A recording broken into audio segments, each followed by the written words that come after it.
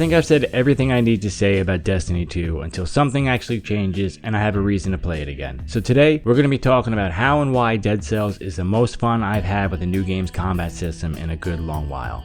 Motion Twin's early access roguelike light takes several gameplay systems from a couple of my favorite titles and crafts a highly refined, addictively fun combat system that's good enough to carry dozens and dozens of hours of gameplay. When mixed with the roguelite elements like interesting items and powerful synergies, it ends up being a recipe for a game that, when there's enough content here, might just waste hundreds of hours of my time. Before we go any further, people have made clear to me that I have not done a good job with the whole spoiler coming thing in the past. I suppose I will be spoiling the game and that you'll be seeing me play and talk about it, but Dead Cells isn't a narrative experience and it doesn't rely on mystery and surprises like some of the games it borrows from. I don't think anyone's experience will be any worse for having read or watched this video, unlike, say, if I was doing an analysis of an unreleased Dark Souls title, or if you hadn't played Nier Automata and you'd read that blog post or watched this video. But with that being said, spoilers. I think it's also important to make clear that Dead Cells is still an early access title. I have played Dead Cells for over 135 hours, and I think I've played enough to have a grasp on what it's doing well. Alright, with that out of the way, we're going to take a look at Dead Cells' unique blend of influences and examine how it borrows its most important combat mechanics directly from the Soulsborne games. We'll take a look at how it handles player progression and checkpointing, and finally, discuss how blending these two systems with a Binding of Isaac and Risk of Rain style item synergy system makes it the best genre blender I've ever played. So let's get to it, and as always, if you like what I have to say, or how I sound saying it, do us both a favor and click the like, share, subscribe, comment, all that stuff.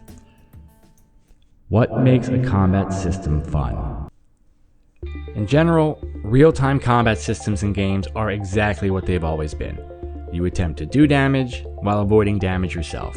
Early games were greatly constrained in the amount of information that could be shown on screen, and in spite of that, or hell maybe because of that, the controls and combat in some of those early titles were extremely tight and focused. Galaga has you strafing side to side, avoiding enemy projectiles, and firing back. Asteroid had you boosting around a screen and rotating a triangle 360 degrees to shoot rocks into pieces. The mechanics of almost all early video game combat was simply avoid pixels by moving, destroy pixels by attacking. Many of the earliest games featured combat that was only fleeing from damage. Now, gameplay-wise, these old games hold up shockingly well today because they are the foundational rock of video game combat and are tightly focused on the very core of that experience.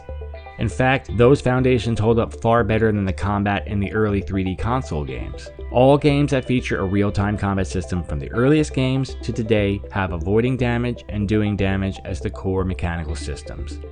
But if so many games have combat systems that are nearly identical, and even to this day the foundations are unchanged, why do some feel so much better than others? All good modern combat systems rely on a couple of key features which go a long way towards making a game feel fair.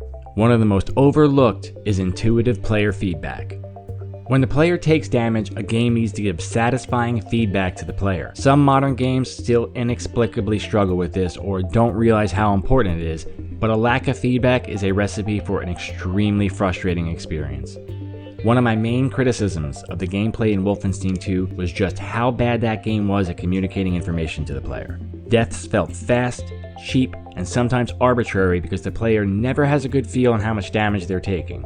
This feedback system extends even into offensive situations. Whether that's through animations or sound effects, the player needs to somehow feel that she is the one damaging enemies and not the avatar on screen. Reviews and analysis of games with great combat systems will often use terms like weighty or smooth to describe this experience of combat feedback. The importance of animations. A truly great combat system also needs to have predictable and avoidable damage. Imagine a game like Dark Souls, except instead of being damaged by enemy attacks, you only took a passive damage over time. Without the ability to consistently use skill and tactics to avoid damage, you've got less than half of a satisfying system. This is what makes the combat in most modern shooter games somewhat lackluster.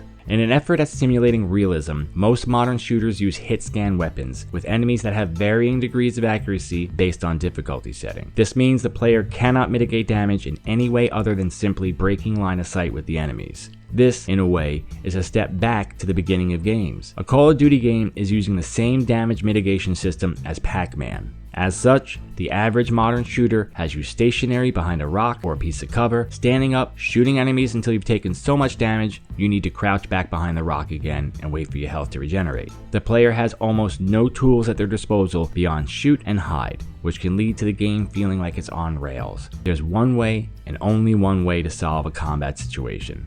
Doom 2016 and Destiny 1 were two modern FPS games that did combat right because they had excellent feedback systems through fantastic animations and sound design, but even more importantly, most enemies in those games didn't have hit-scan weapons, and the movement systems gave the player the option of dodging enemy attacks and staying on the offensive at all times. Just the simple change of making enemy attacks have a travel time that players can react to means the player is given the opportunity to mitigate damage through clever use of those games' movement systems and environments. Now, of course, a hack and slash isn't an FPS, but the same general principles apply to almost all games from Galaga to Bloodborne. To be a great combat system, a game needs to effectively communicate to the player and has to be able to give the player control over whether or not they take damage beyond simply hiding until they have enough health to stand up again. Dead Cells does enemy damage correctly. When you take damage in Dead Cells, it was your fault 95% of the time. Motion Twin describes Dead Cells as a Roguevania, and while I understand what they're trying to communicate, I think the game is much better described as a Rogueborne. I try not to throw the Soulsborne label around too liberally outside of obvious homages to the formula like Salt and Sanctuary and Neo, but Dead Cells has a tremendously fun combat system that absolutely deserves that lofty comparison, because it borrows and distills the most important parts of that system. Assassin's Creed Origins apparently thought the most important part of Dark Souls combat was a lock-on feature bound to the right stick and a dodge button. But those are the tools that From Software gives to the player to navigate their systems, not the heart of the system itself. The Soulsborne series rightly holds a reputation for some of the best combat the games have to offer, so it's not terribly surprising that the heart of their combat is the ability to consistently avoid damage, and an amazingly intuitive and communicative feedback system. This is accomplished in Soulsborne and in Dead Cells through slow and highly telegraphed enemy animations, equally slow, telegraphed player attack animations, top-flight sound design, and abilities that allow a player to dodge damage if timed correctly. There are few gaming experiences more beautiful or satisfying than combat in Soulsborne. Fodder enemies still hit hard enough to kill you, but they have low health and only one or two attack patterns. These low-level enemies almost all have animations that are extremely slow and exaggerated, and serve as wonderful tutorial sections without the game needing to stop and explain anything to you. The earliest enemies in Dark Souls rear all the way back to swipe at you and make it obvious you need to dodge or block. Boss fights feature enemies with larger pools of attack animations that vary greatly in their timing, so the player needs to become familiar with all of them in order to succeed. So the core loop of these games lies in recognizing the attack patterns, timing your dodge or block perfectly, and then punishing the enemy after they miss. Dead Cells combat uses this system. Starting the game at the very first level, players will encounter either the green zombie or the archer. Now, like in Soulsborne, being hit by either of these enemies will take a significant portion of the player's health, meaning that even the game's weakest adversaries need to be taken seriously. And just like in Soulsborne, these enemies have a very small pool of attack animations that are long, obvious, and telegraphed. The green zombie will rear back and grunt, and a visual cue will appear over his head. The player is given 3 types of alerts about an incoming attack: the enemy animation, a convincing and obvious audio cue, and an exclamation point that appears over the enemy. The low-level ranged enemy, the archer, has a long, exaggerated bow pull animation, the sound of a bow being pulled back, and that same exclamation point over his head. The player is given clear indications they're about to be damaged, and he has several ways of avoiding that damage. You can dodge roll, or block with a shield, or jump over the attacks, or run away from the attacks, or go on the offensive and attack yourself. The animations tied to both the player and enemy attacks vary depending on a wide variety of variables like the enemy type, weapon choice, combos, stagger or stun animations, all of that. These animations are tied to another one of the genre's important but sometimes overlooked aspects: weapons that feel, for the lack of a better word, weighty. The use of exaggerated animations and convincing sound effects makes the player feel the combat in a way they don't when attack animations are sloppy or less convincing sound effects are used. Let's compare a combat sequence in Dark Souls.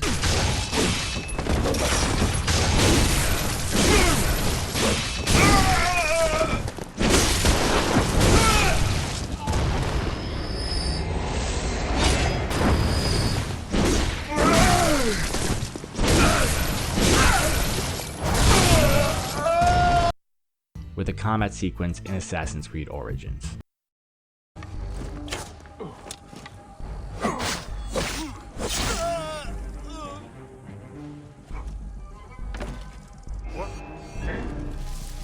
Not have come here.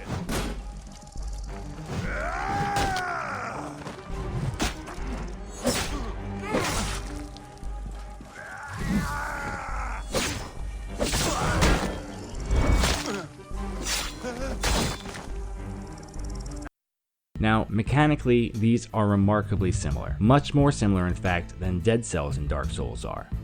So why does something feel so insubstantial in the AC combat system?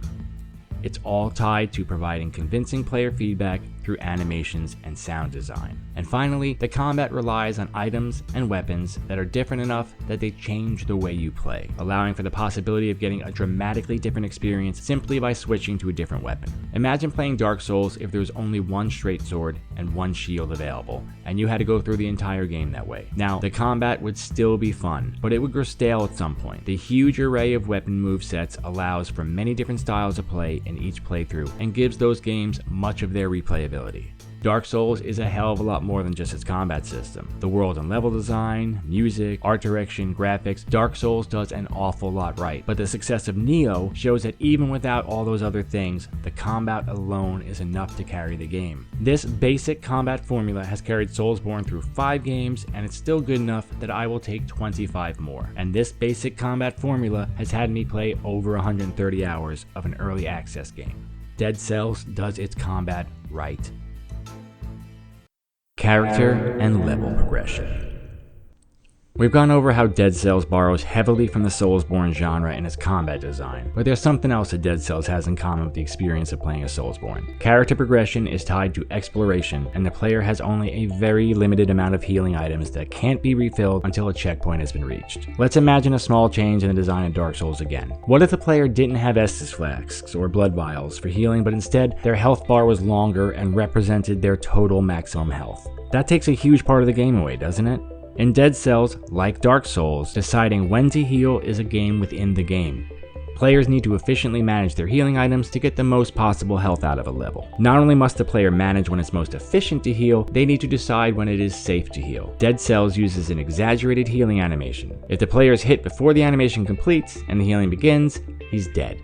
If she's hit during the animation, the heal can be erupted, or if she's hit while the animation is active, she'll lose much of the healing effect. This greatly increases the tension of any individual combat encounter. A player knows going in how much potential health she has, and whether the enemies before him have the potential to kill them before they can escape and heal. This adds a degree of strategy to how the player tackles a level. You have to manage total health, health within each encounter, and most importantly, how much of the level you feel comfortable exploring. Progression through exploration. Dark Blood Soulsborne games famously require the player to acquire the souls of defeated enemies to level up and become more powerful. The player can only accomplish this by fighting and killing as many enemies as possible within each level. So the most efficient way to progress the player character is to explore every inch of the map and kill every enemy on that map. Exploration is further rewarded by discovering items and weapons that are cleverly hidden or guarded throughout the levels. This tension between exploring levels to reap the maximum possible reward and making it to the checkpoint alive only works because all progress is lost upon death and because of the limited healing available to the player. Dead Cells uses this formula with a couple of small tweaks. Dead Cells doesn't use defeated enemies to level up. Defeating enemies rewards the player with gold and occasionally dead cells, which are used to unlock and level up weapons and items, but the player character levels up by finding scrolls. Dead Cells really distills this leveling experience by effectively simplifying it greatly. Now, I'm the kind of guy who loves complex RPG progression systems. I prefer the Dark Souls system to the Bloodborne system, and one of my main complaints with Destiny 2 is they took the Destiny 1 progression system, which was already far too shallow and simple, and replaced it with a progression tree for dummies. But those are RPGs that rely on long hours spent with one character. Building out and equipping your character is one of the core experiences of that game. Dead Cells is a roguelite first and foremost. The game is crafted to be fun in 40-minute bursts. It's not a game that's meant to have you poring over spreadsheets and comparing notes in a subreddit to craft a build that will milk 1 extra damage per second out of your weapon. Dead Cells has 3 stats: brutality, tactics, and survival. Brutality increases the damage of red weapons. Tactics increases the damage of skills and turrets, and Survival increases the effectiveness of shields and offers more health than the other two upgrade paths. There are some interesting choices to be made, but for the most part, your leveling decisions will be made by what items and weapons drop for you in any particular run. Dead Cells spreads these scrolls out in fairly random locations on the map, so the player needs to explore the level fully to find the scrolls, as well as any shops where powerful items can be bought for gold, and 1 or 2 treasure rooms that give free items to the player. There are also time doors that greatly incentivize speedrunning, but we've only got so much time here. All this has to be done while managing total health and healing flasks. The player uses his accumulated cells to unlock and upgrade items, so they need to thoroughly explore each level to progress their character for that run, while also making it to the end of the level to successfully progress their character for future runs. Very few games effectively pull off this tension, and Dead Cells got it right almost from the start. It has been carefully balanced to always be pulling the player in opposing directions. Do I take the door out, spend my cells, and move on to progress my character for future runs? Or do I take that elevator down with only 1 healing flask left and risk it to find the last scroll on this level for a better chance at winning this run?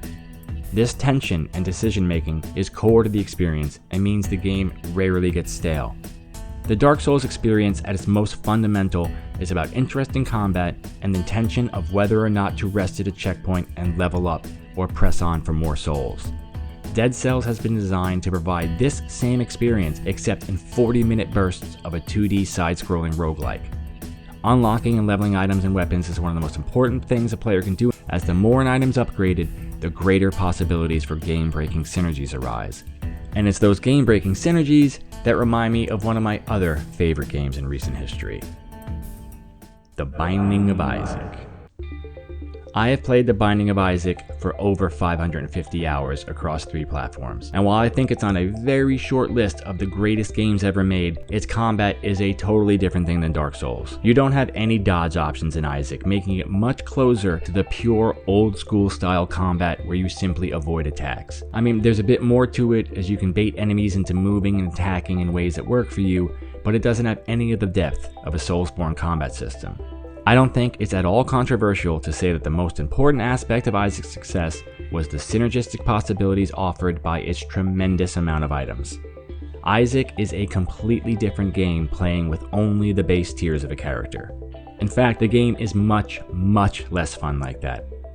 That example I gave before about playing Dark Souls with only a straight sword and shield, yeah, I'd probably still play that game all the way through. If I had to play Isaac with only the starting tiers, I don't think I'd have played it nearly as long.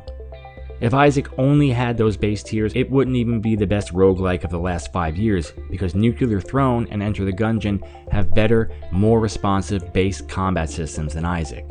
It's the items and the way they surprisingly break the game and interact with each other that makes it so special. Isaac works because a tremendous amount of items, upgrades, and tools are available to the player, and the random nature of each run means there are nearly limitless possibilities. In hundreds and hundreds of hours, this is the only time I ever got Brimstone, Tammy's Head, and Spoonbender. This combination meant that for the next 20 minutes, I obliterated everything that spawned in a room, including bosses. That's the key to Isaac's success. It's where the fun is. Most runs don't end up with ridiculous combinations like that, but the possibility that any particular run will gives Isaac its just one more run gameplay loop. That Dead Cells manages to successfully pull off both of these in one extremely fun package is its greatest triumph. The combat with the rusty sword the player starts the game off with is solid and fun. The basic combat and movement systems are so tight and responsive that just traversing the levels and fighting enemies at its most basic form is enjoyable and skill-based. Like Dark Souls, the combat in the early levels is basically the same as the combat in the later levels on a mechanical level. And while you'll unlock new weapons and skills that make combat play slightly differently, unlike Isaac, you won't get an item to make your sword grow 20 times larger and orbit your head so that you instantly face roll everything. But while the weapons in Dead Cells aren't as ridiculous and game-breaking as they are in Isaac, it has enough synergistic possibilities that they will occasionally line up to make you an unstoppable force of destruction. As in any good roguelite, you'll need to play a good bit to unlock these items. From the very start, you'll be consistently unlocking weapons and items, and very quickly, you'll have several that you will be extremely comfortable with. In fact, unlike most roguelites, there's almost none that I dislike enough to never use them, aside from boots. But just unlocking the items isn't the end of the story. You'll have to go through several upgrade paths with those items. After defeating the current final boss, you'll discover a mechanic that allows you to make future runs more difficult, with later stage enemies now appearing in the earlier levels. This also unlocks the second tier of upgrades, which allows each item and weapon to have a flat stat boost as well as up to 3 modifiers. And it's these modifiers that are key to creating the wonderful synergies that any good roguelite needs. As an example, my favorite weapons are the Blood Sword, the War Spear, the Impaler, and any freezing item like the Ice Grenade, Ice Bow, or especially Frost Blast. Occasionally you'll get Frost Blast early on, only to later discover one of your other favorite weapons that now carries a bonus 175% damage to frozen enemies and a 100% damage increase to poisoned enemies, before you later stumble onto another item that releases a toxic cloud upon enemy death. Unlike Isaac's Guppy transformation, Dead Cells never becomes trivial with the right build, but it does become easy enough so that just around the corner there is a payoff for the frustration of previous failures. Difficulty as a mechanic again. I've addressed difficulty in several videos and articles, and I will be addressing it again, because I think difficulty is one of the most important mechanics in a game. It's the most fine balancing a developer has to do. Make your game too difficult and you severely shrink your potential audience. Make your game too easy and you do the same, while assuring that even the audience you do have will become bored very quickly unless your story is truly special. I will always remain baffled as to why all games don't simply include a wealth of difficulty options, but people are strange and seem to have a real problem with being given options. They also apparently feel that their experience is somehow soiled if someone else has an easier time, or maybe they just don't trust themselves to not play on easy themselves.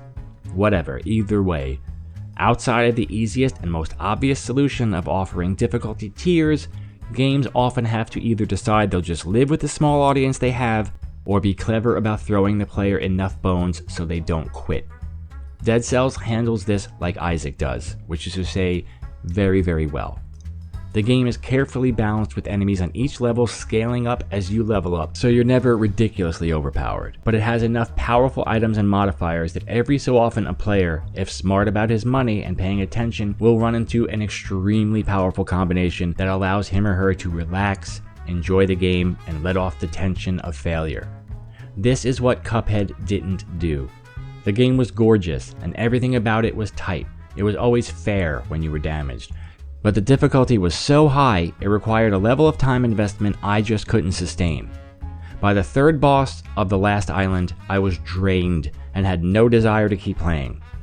Every design decision where the developers could have offered the player less frustration, they chose to offer them more.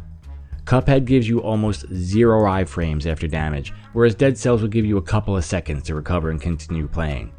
Dead Cells punishes repeated sloppy play or failure to learn, but it isn't cruel. Dead Cells, unlike Cuphead, seems to recognize that there's a difference between challenging and frustrating. If I love all the Soulsborne games, and I love Fury, why did I have such an issue with Cuphead? Because there are almost no decisions that were aimed at relieving the inevitable frustration that would arise in the player. Make your game hard by all means, but don't waste my time and throw me a bone once in a while to keep me playing. I made a long and absolutely awful quality video about Cuphead, so I'm not going to go into any further detail, but suffice it to say, Dead Cells acknowledges your frustration. The game rewards your patience not only with a constant feeling of skill progression, but the crucial, always there possibility that the next shop will have a weapon that makes your loadout unstoppable. It manages to keep the player hopeful and engaged without ever becoming so overpowered the experience is boring in its simplicity. Dead Cells doing all the little things right. The game also doesn't waste my time anywhere else. Any run can be paused and exited at any time, and when you boot the game back up, you will be right back where you were. This is not a small thing for me. Back before Isaac allowed this, forums were full of people defending the indefensible lack of this feature, with idiotic statements like, "The game is short, just finish your run or don't start if you don't have time to complete it," or "Hey, you can always come back later," or "Just put your console to sleep but leave it on overnight." No. No, no, no. I expect that if I'm going to invest hard-earned money and a significant amount of my life into your product, the least you can do is respect that investment by not wasting my time. Dead Cells also has an intuitive and unobtrusive UI that's simple and easy to read, but still conveys all the information the player needs. Item descriptions feature easy to understand fonts, and the flavor text is clear and simple, which makes choosing loadouts and upgrades easy. I never had to pause more than a couple of seconds to make a decision in a shop or a chest room. The game is very stable and runs very well. With the VSync on, it runs at a stable 60 frames per second. I didn't really use that, but that's what it does. In well over 300 hours, I never experienced a crash, and I experienced exactly one glitch. An elevator in the Asteroid level turned invisible and I couldn't progress. Everything feels very carefully designed for ease of use and simplicity, while keeping its complexity confined to its combat system where it belongs. Enemy design is uniformly excellent. Simply looking at an enemy conveys visually most of the information you'll need, which really is quite the feat. Every enemy behaved how I thought it would behave the moment I saw them. I think it's important to recognize how impressive that actually is. There's more than enough enemy variety, and thus far, 2 of the 3 bosses are fun and fair. And the current version of the last boss is difficult enough that you'll still occasionally lose if your weapons aren't well suited to the fight or you're just a little bit off that run. Now, I like to make videos criticizing things because I am cranky and old, and this has been a bit of a love fest, so how about some friendly criticism? There are only a few things to even complain about in the game's current state. As I said, it runs really well, it's very stable, and it looks beautiful, but it can maybe use some more settings options, though the attention to detail already present in early access gives me confidence that'll be expanded before release. The former final boss has now been moved to a mid-game optional boss, and while visually very cool, it is still not terribly fun or interesting to fight. Much of the charm of Dead Cells relies on its speed and the aggressiveness of its combat. Fighting the Watcher requires an awful lot of waiting around, which usually isn't very good gameplay outside of stealth titles, and it feels particularly out of place in this game. Also, the fight can be an absolute chore if you end up with a slow and heavy weapon. There's an enemy in a late game level called the Golem that seems insanely unbalanced in its current state. The entire game is built around having enough ease of movement to make fleeing a legitimate strategy, and this particular enemy has a near boss-like health pool, a long-range AoE attack, a stun, and the ability to teleport you back to him, making fleeing literally impossible. There's a level near the end of the game that's so punishing, there is almost no reason to risk even visiting it. It's more difficult than the game's current final level. It features scores of powerful, teleporting enemies with extremely long aggro range who will never stop chasing you, and a gameplay mechanic that is far too punishing. There's a darkness mechanic that damages you if you spend too long away from a light source. Now, that could be a really cool late game mechanic that challenged the player and made her make some very difficult risk-reward exploration decisions. But the damage from this mechanic can take a player from full health to death in literally seconds. The effect is far too strong to even heal through, and it is simply too punishing to feel fun or fair. There's a very fine line between challenging and annoying, and Dead Cells masterfully manages to stay firmly on the fun side of the line. But the Forgotten Sepulchre is not fun in its current state. An excellent compromise would be to have the player's health drop to 1 hit point when in darkness, meaning any damage taken will result in death until the player gets back to a light source, at which point they'll begin slowly regenerating health.